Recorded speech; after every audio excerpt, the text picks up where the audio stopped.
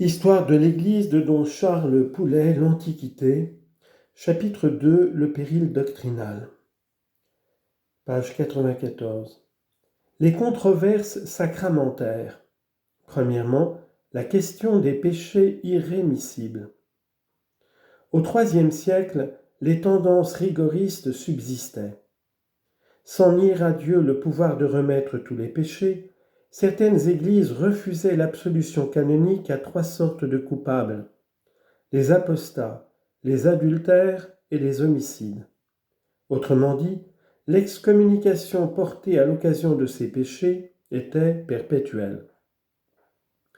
Saint Irénée parle déjà de femmes coupables passant toute leur vie dans la pénitence publique, tandis que, désespérés par tant de rigueur, d'autres abandonnaient l'Église.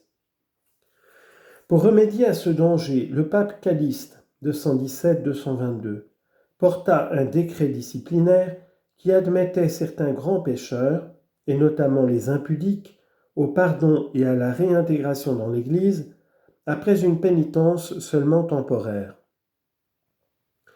Aussitôt les rigoristes crièrent au scandale. Ils avaient à leur tête Tertullien et le prêtre romain Hippolyte. Tertullien, alors montaniste, lance son De Pudicitia, où, sans souci de contredire l'attitude qu'il avait prise 15 ans plus tôt dans le De Penitentia, il nie qu'aucun pardon puisse être accordé à de tels pécheurs. Hippolyte formula ses protestations dans les Philosophumena, où il accusait en même temps Calixte d'erreur sur la Trinité. Il osa même se poser en antipape. Son opposition prenait naissance, semble-t-il, dans un zèle indiscret où l'on sent l'exaltation d'un mysticisme outré. Au moins devait-il renoncer au schisme avant de mourir martyr sous la persécution de Maximin. L'édit de Calixte avait accordé la pénitence aux impudiques. Les circonstances allaient amener l'Église à la spécifier aussi pour les apostats. Ouverte en 250, la persécution de Dès causa de nombreuses chutes. On distinguait 2 sortes de tombées, en latin lapsi. Ceux qui avaient sacrifié aux idoles, sacrificati. Ceux qui s'étaient procuré à prix d'argent le certificat ou libellus attestant qu'ils avaient sacrifié, libellatici. À Carthage, en l'absence de l'évêque Saint-Cyprien, caché dans une retraite sûre, les lapsi assiégèrent de leurs instances confesseurs et martyrs pour obtenir d'eux des billets de confession, libelli pacis, qui, présentés aux prêtres, leur donneraient droit à la réconciliation. La question était doublement délicate. L'Église pouvait-elle absoudre les apostats et d'autre part, un martyr avait-il un tel pouvoir d'intercession ? Interrogé, saint Cyprien admit le principe de la réconciliation, puisqu'il décida que les lapsi en danger de mort et munis d'un billet de confession pourraient être réintégrés dans l'Église par un prêtre en l'absence de l'évêque. Cependant, jugeant que les martyrs s'étaient arrogé un pouvoir réservé, il déclara qu'on ne pouvait leur reconnaître au profit des lapsi qu'un simple droit de recommandation.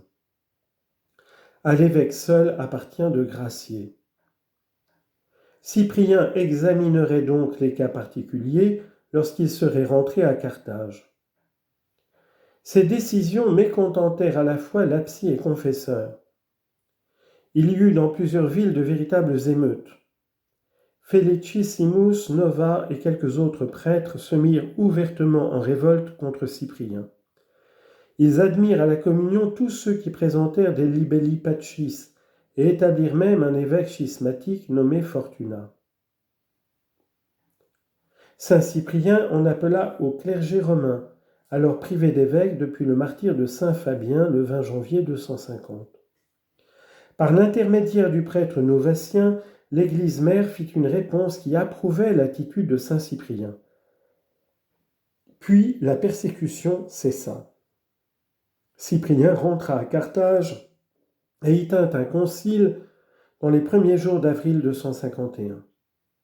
Premièrement, il fut décrété que le péché d'apostasie n'était pas irrémissible. Mais les lapsis devaient faire une longue pénitence et solliciter leur grâce auprès de l'évêque, lequel se prononcerait sur chaque cas particulier. Quant aux libelli pacis, l'évêque étant présent, il n'avait plus de raison d'être et on n'en tiendrait aucun compte. Deuxièmement, on établissait une différence entre libellatici et sacrificati. Tandis que les premiers pourraient être admis à la réconciliation après enquête, les autres ne seraient relevés de l'excommunication qu'à l'article de la mort. En somme, on arrivait à une solution moyenne. La décision africaine de Cyprien rejoignait la décision romaine de Caliste. Cependant, l'opposition n'avait pas désarmé. Conduite par Nova, elle escomptait l'appui du futur pape. Nova se rendit à Rome. Ses intrigues furent déjouées. Le choix du clergé se porta non sur son candidat novatien, mais sur le prêtre Corneille. Étranger aux menées africaines, celui-ci réunit aussitôt un concile romain qui approuva les décisions de saint Cyprien.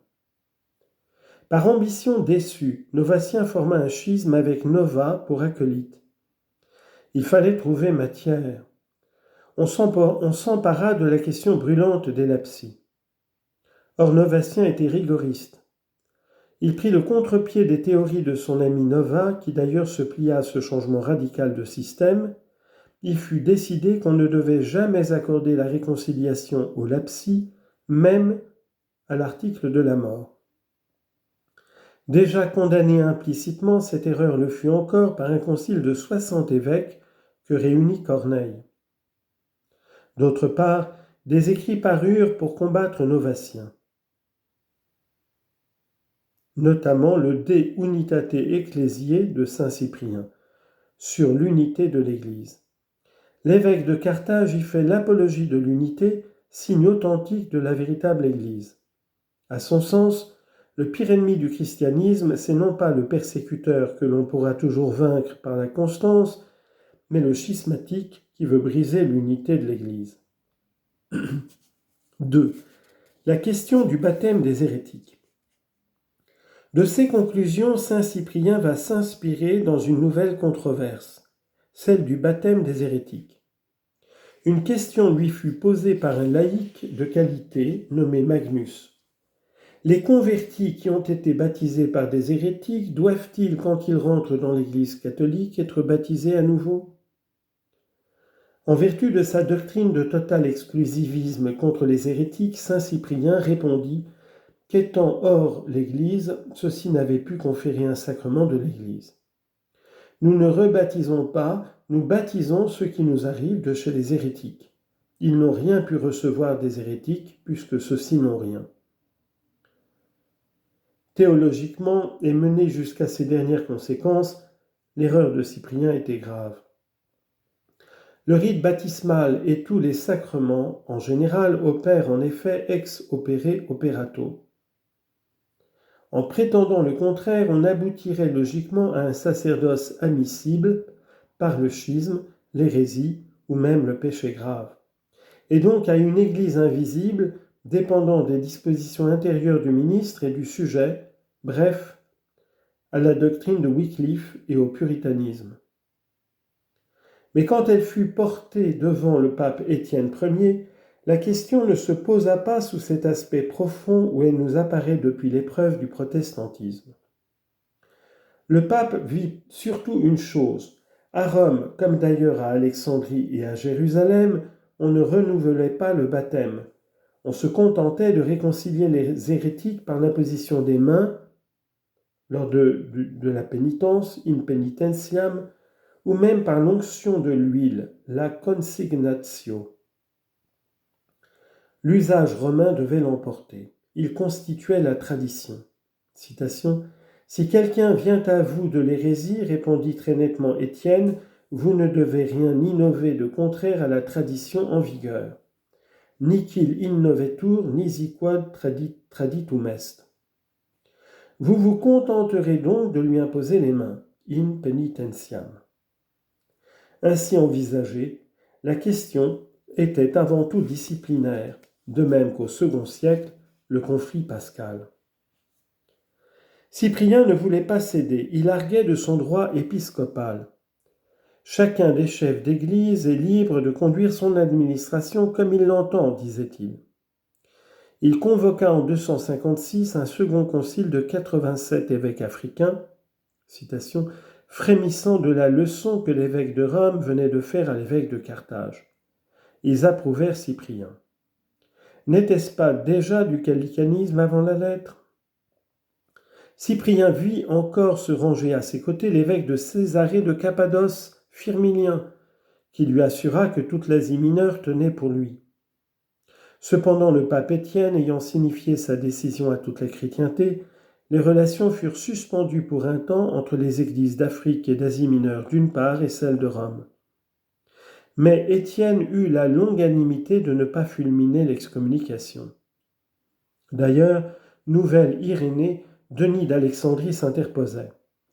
L'accord se rétablit complet lorsque Étienne martyr fut remplacé par Xiste II. Toutefois, il fallut attendre le concile d'Arles en 314 pour que l'Église d'Afrique renonce à son ancienne pratique. De ce malentendu, on conclurait à tort que Cyprien, apôtre de l'unité, fut opposé à la primauté pontificale. Il appelle Rome le siège même de Pierre, locus Petri, ou encore l'église principale d'où est née l'unité sacerdotale, en latin, Ecclesia principalis unde unitas sacerdotalis exhorta est.